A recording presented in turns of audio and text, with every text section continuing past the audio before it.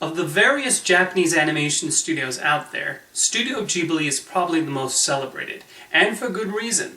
Since its formation in 1985, the works of Hayao Miyazaki, Isao Takahata, Hiromasa Yonebayashi, and other animation masters have enchanted and awed viewers with incredible stories set both in fantasy lands and in our own world. I already discussed the work of Hayao Miyazaki in a top 11 list, and other Studio Ghibli films when I counted down my favorite non-Miyazaki Japanese animated films. So I instead want to focus specifically on the power of these films and why they are absolutely worth watching. While the studio was founded in 1985, its origins go back to the 60s when Miyazaki and Takahata were working on television shows. Their most notable work was on the Lupin the Third property, leading to Miyazaki making his feature directing debut with the delightful The Castle of Cagliostro. Nausicaa, The Valley of the Wind is often cited as the unofficial start of Studio Ghibli, and while it's not a Ghibli title, it does share many of the trademarks that would come to categorize Miyazaki's films, with its strong environmental themes and a woman lead at its center. That admiration for nature is carried through in not just the work of Miyazaki, but Isao Takahata as well. The beauty of their animation lends itself magnificently to the various forests and creatures that populate their worlds.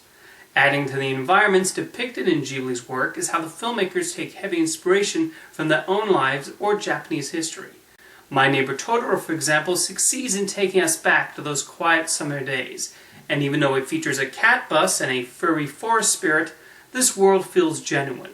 While Hayao Miyazaki's films continually have these environmental themes, they each feel distinct and never feel like they're repeating themselves.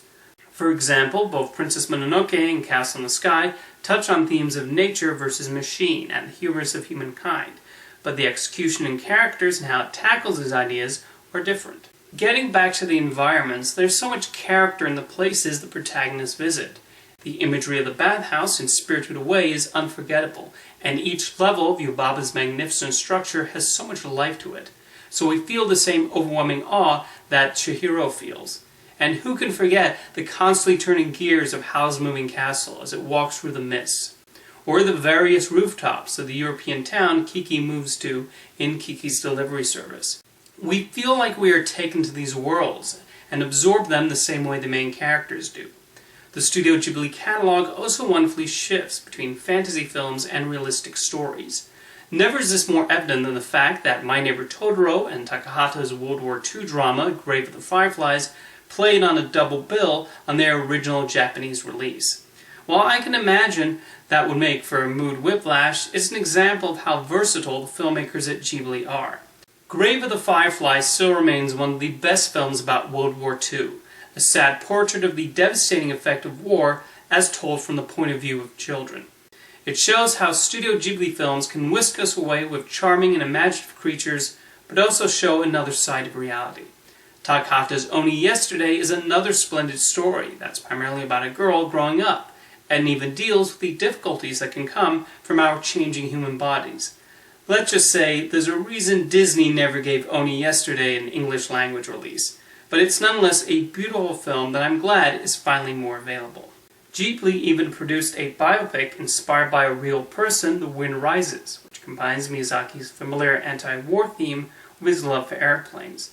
It successfully managed to look at the point of view of an engineer who sees something he holds dear being turned into only a weapon of destruction. Not all of Ghibli's realistic films have been serious dramas. Look at My Neighbors the Yamadas, a humorous collection of short stories centering on a family as they deal with what life throws at them. It's one of the few Ghibli films to depart from the house style, as it has more of a comic strip appearance. The other is a different Takahata film, The Tale of the Princess Kaguya, a stunningly drawn fairy tale animated to look like classic Japanese tapestries. That film is about a little girl born in a bamboo stalk who then rapidly grows up and is made a princess by her adoptive father. Studio Ghibli films have this ability of taking magnificent stories and making them believable through their internal logic. Ponyo, for instance, is about a goldfish who then becomes human and whose decision has world-changing effects on the ocean. Oh, and her parents are a sorcerer and giant goddess who happens to be the mother of the sea. It's a credit to Miyazaki and the artists at Studio Ghibli that we can watch Ponyo and be swept up by the oddities of its plot. Or look at the various creatures we encounter in Spirited Away, including a baby who turns into a mouse, a no-face who conjures up endless supplies of gold, and a multi-limbed mustachioed man who controls the boilers. The level of imagination in Ghibli's fantasy films is awe-inspiring, and Spirited Away in particular deserves to sit alongside Alice's Adventures in Wonderland and The Wonderful Wizard of Oz as a classic piece of fantasy storytelling. Ghibli's ability at creating remarkable characters also adds to its universal appeal. The studio has often been acclaimed for how so many of its films center on girls or women, and they really are exceptionally well-rounded characters. Whether it's the sisterly bond between Sasuke and Mei in My Neighbor Totoro, the tiny borer Arrietty Clock in The Secret World of Arrietty, so curious about the larger world she inhabits, or the tough wolf warrior San in Princess Mononoke.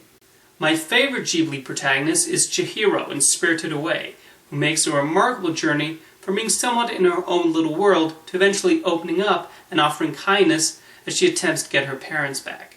The antagonists are also well written, as a lot of them are not the standard mustache-twirling baddies. There are layers to their villains, while some characters who might seem like antagonists at first end up being more than meets the eye. Some Ghibli films don't even have villains.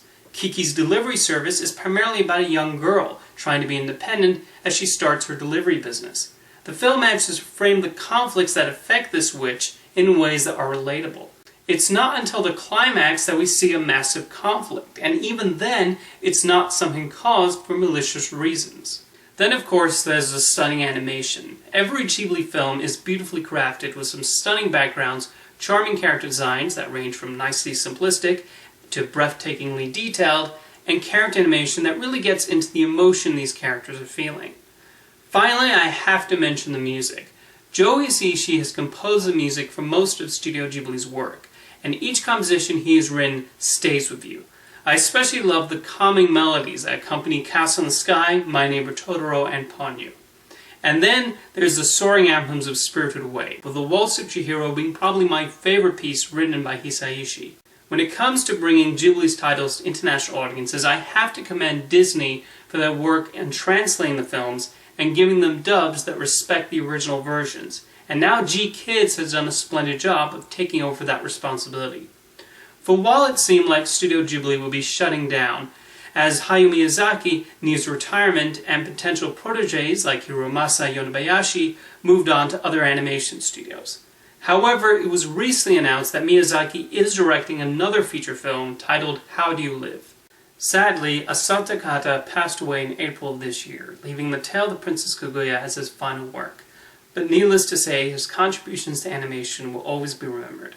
The work of Studio Ghibli will live on as many new generations continue to discover these films and get wrapped up in their fantastical tales of amazing lands or realistic depictions of humanity dealing with crisis.